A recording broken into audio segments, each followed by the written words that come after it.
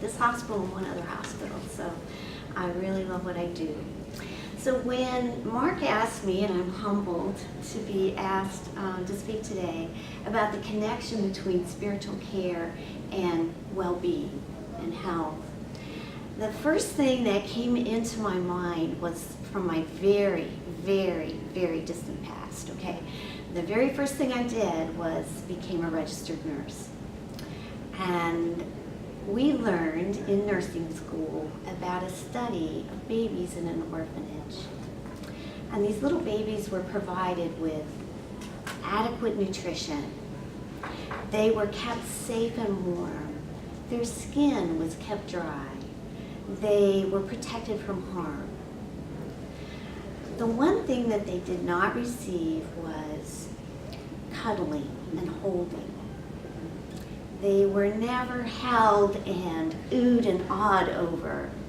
They were not spoken baby talk. They were not cherished just for being here in this world, right? They did not receive that connection, that human connection where they were adored. Right? So that has stayed with me many years, because what happened with these children was they failed to thrive. They failed to grow and develop. And I thought, wow, that is so powerful that, for lack of a better word, loving someone, that positive, loving human relationship is such a necessary thing to our health and well-being. So much so that little babies did not thrive, they did not grow and develop as they should have. Since I've been a chaplain, I've learned about grief, because chaplaincy is mostly grief counseling. A lot of it is. And there's studies about people who have protracted grief, that this can suppress their immune systems. They can come down with illnesses and even die. So that's spiritual care, and I think of grief as a spiritual woundedness, right? That love, that loving relationship through death or divorce, it's been ended, it's been taken away, and there's this broken-heartedness, right? So that's a spiritual need. Theologically, because I am a minister, and most chaplains are ordained in one faith tradition or another, the theology that I learned in seminary was all about relationship, loving relationships. So the idea that we're created for loving relationship this way, and this way, right? 3 ways, this way, loving ourselves and loving other people. And so as a chaplain, when I go in to do an assessment, a spiritual assessment, it's out of that framework, right? How is the loving relationship of one kind or another broken or needing some healing? So that's sort of the framework. And spiritual care then is aimed at, and you know, it's not little babies, but you know, we're the same as those little babies. We need that love, that loving relationship. And so many times what I find in my visits with people, one of those relationships is really broken. Especially when I am invited by Amanda and AJ to come to the Low Country Transition Unit. Many times that self-love is just not there, right? Or it's broken. Many times, that's what it is. Due to abuse and childhood or whatever, abusive relationships, it's very, it's a deep woundedness there. On the floors, a lot of times it's grief, as I said before, where people will be suffering grief from way back before, maybe years and years before this hospitalization, where they've lost a child. A very deep woundedness there. and that's what they want to talk to me about.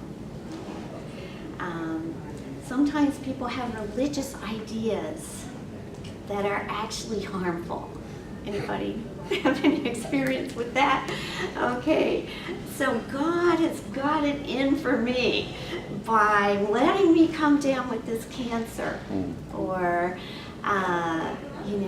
this feeling of God abandonment, right?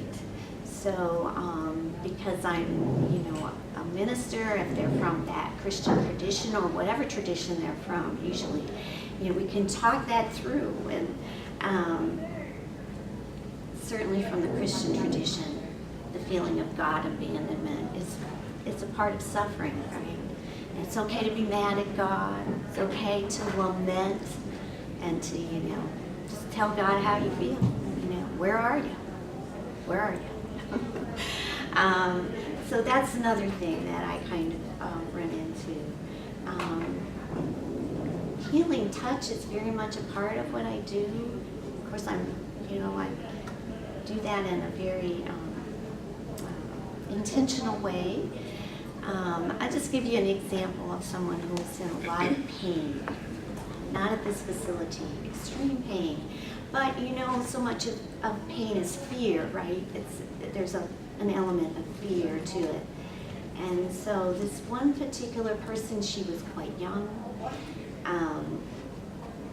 female, and intuitively I just felt that I should just stroke her head. And just stroke her head and speak gently to her. And she was Christian, so I prayed as I was doing that. And she eventually calmed. This was in a hospital that had more chaplains, so a few days later, one of the other chaplains had gone to see her, and she had asked that chaplain, "Could you stroke my head?" So, just that physical touch. Being with people who are in the midst of deep sorrow and grief is part of spiritual pain. Just the presence.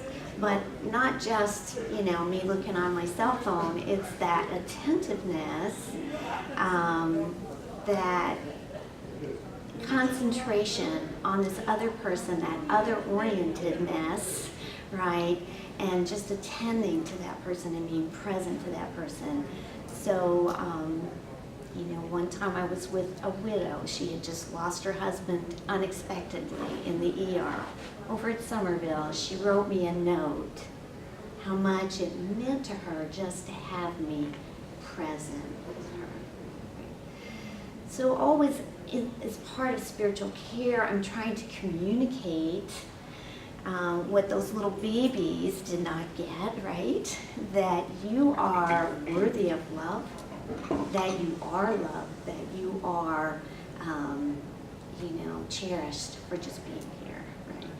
So that attentiveness to the other, that attention, but also the compassion that goes with that, I think is very healing for people. At least I receive that feedback from people. I don't have anything up here, so I have to look at my notes, which are all on this little sticky note here, to see what else I've left out. So when I'm doing a spiritual assessment, often it's grief, like I said before, spiritual abandonment, when people are, mad at God, spiritual separation when they are apart from their community, their church, their family, those kinds of things, and anxiety. So just the calming presence, the attentive listening, the empathetic, I do reflective listening, prayer for people who do want prayer, but also sometimes people want ritual, people who are religious, right? And oftentimes that'll come at the end of life when people know they're not going to make it out of the hospital. And there'll be some sort of unfinished business for them that a ritual can kind of help them with and bring comfort to them.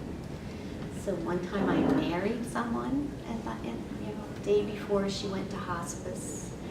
And when several times I've baptized people. Sometimes it's Holy Communion, whatever that religious ritual might be, to provide that sort of that help that they need to feel loved and cherished and valued as they're dying. What else was I going to talk about here? I think that's about it. That's great. I'll just leave you with one little, just because it was popping into my head as I was listening. I come from a very religious family. My religion has sort of evolved over the years. I'm not in the same denomination that I was raised in, but my mother, a very deeply spiritual person, but was having a bad day, a really bad day, and she was getting quite anxious, and one of her good friends, and I was sort of there when it happened, said to her, "Hannah, it's time to take time out and spend some time with the Lord," meaning time to pray, time to take a little time out and pray, which is a way of being mindful, right? But I'm not gonna, talk about that, but it's kind of meditation, a time to just kind of, okay, remember that you're loved, remember that you're cherished, and that brings some calm to people. So that's kind of where I'm coming from with my spiritual care here. I think that it is very important as part of our healthcare system to have chaplaincy and to have spiritual care. It's good for our patients and the families, but it's also good for the nurses because we have such compassionate nurses here, and they're deeply affected when one of their patients passes away, and they really feel for the family members.